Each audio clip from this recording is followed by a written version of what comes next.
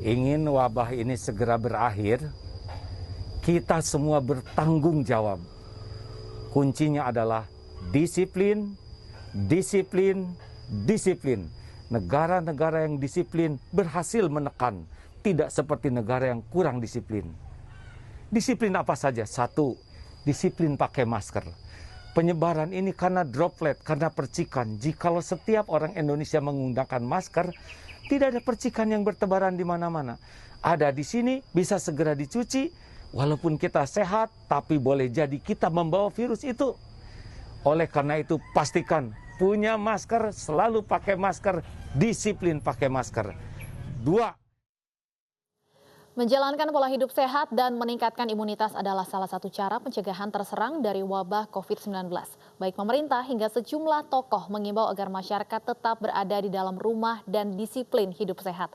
Sudah bergabung bersama Special Report salah satu pendakwah Agim. Selamat malam, Assalamualaikum Agim. Waalaikumsalam warahmatullahi wabarakatuh. Iya, Agim, ini di DKI Jakarta sudah memasuki hari kedua penerapan PSBB, tapi ternyata masih banyak ditemukan pelanggaran. Apa nih imbauan yang ingin diberikan kepada masyarakat? Ya, bahwa urusan COVID ini bukan urusan pemerintah, tetapi tanggung jawab setiap pribadi. Dan kunci daripada kesuksesan adalah memang disiplin.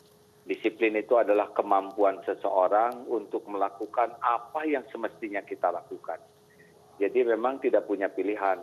Disiplin ini harus menjadi bagian penting untuk menyelesaikan COVID ini. Tanpa disiplin akan lebih panjang penderitaan kita semua. Iya, tapi dengan seiring dengan merebaknya virus corona ini, banyak juga nih kemudian muncul gerakan-gerakan relawan untuk memberikan bantuan. Bagaimana sih kita menggiatkan masyarakat, komunitas-komunitas untuk bisa saling membantu di tengah kondisi seperti ini? Ya, dengan mudahnya mendapatkan informasi, kita jadi tahu berapa banyak saudara-saudara kita yang tidak punya makanan cukup, yang sangat dalam kesulitan, dan ini adalah menggerakkan berbagai kalangan, berbagai pihak untuk bisa berbuat sesuatu. Ini adalah sesuatu hikmah yang sangat besar untuk membuat orang, karena semakin kita berbagi sebetulnya saat itulah ke dalam pelajaran Islam itu saat bala itu akan ditolak. Karena sedekah itu penolak bala. Asal saja memang ketika kita berbagi dengan prosedur dan protokol yang benar, sehingga tidak menjadi sumber masalah baru. Ya, ternyata masih saja nih kalau kita kembali tadi membahas soal disiplin itu tadi, masih saja ada masyarakat yang bisa kita katakan masih bandel nih, bahkan masih memaksa ingin beribadah di masjid misalnya. Apa yang ingin Anda sampaikan, Agim? Ya, sebetulnya Islam itu agama yang sangat indah, yang sangat siap untuk segala kondisi.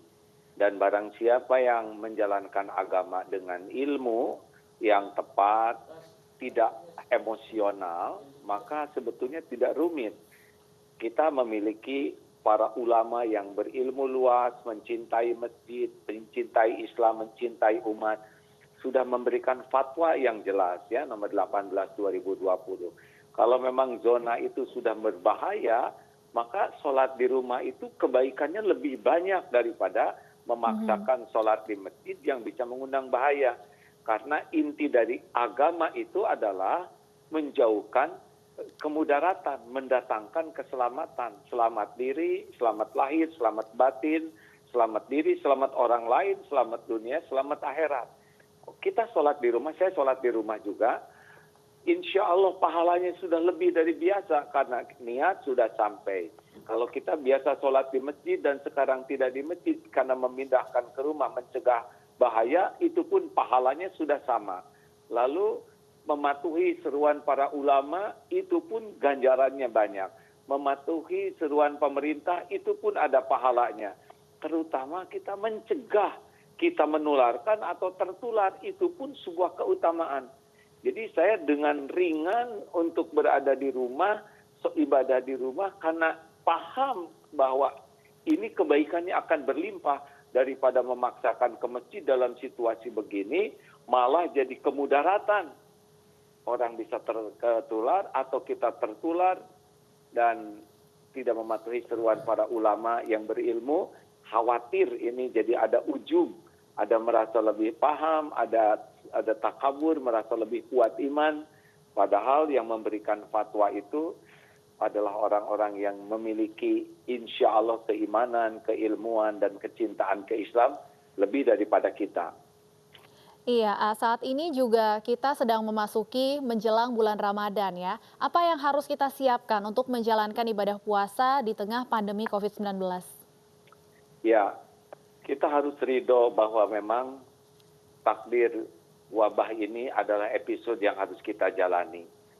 Kalau nasi jadi bubur, kita terima sambil kita cari cakwe, ayam, kacang polong, kerupuk, kecap, seledri, bawang goreng, sambal, sehingga suasana ini menjadi meningkatkan kedekatan ke Allah, meningkatkan produktivitas, meningkatkan kreativitas. Jadi jangan sampai wabah ini hanya terlalu sibuk memikirkan virus, tetapi justru hikmah apa nih yang Allah berikan?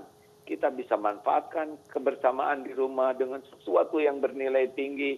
Kita bisa belajar lebih banyak, bekerja lebih kreatif, termasuk di bulan Ramadan nanti. Ya, kalau masih harus di rumah, tidak ada masalah, sempurnakan saja. Sambil kita tolong yang saudara-saudara kita yang tidak mampu. Pendek kata, mendekat kepada Allah, tidak harus senantiasa di masjid kalau situasinya tidak memungkinkan. Di rumah kita juga Allah Maha dekat, Maha mendengar, dan Maha mengabulkan.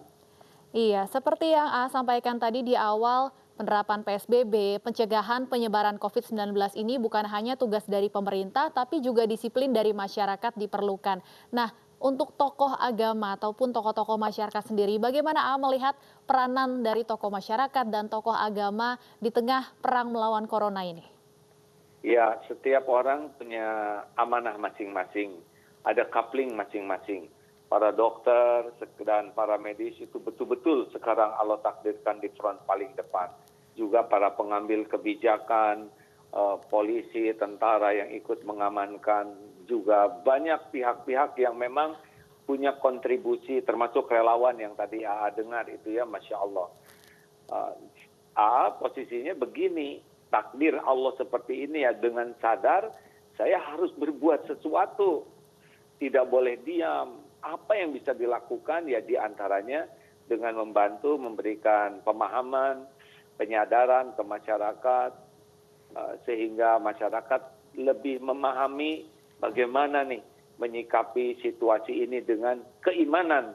Jangan sampai stres sehingga malah jadi sumber penyakit baru.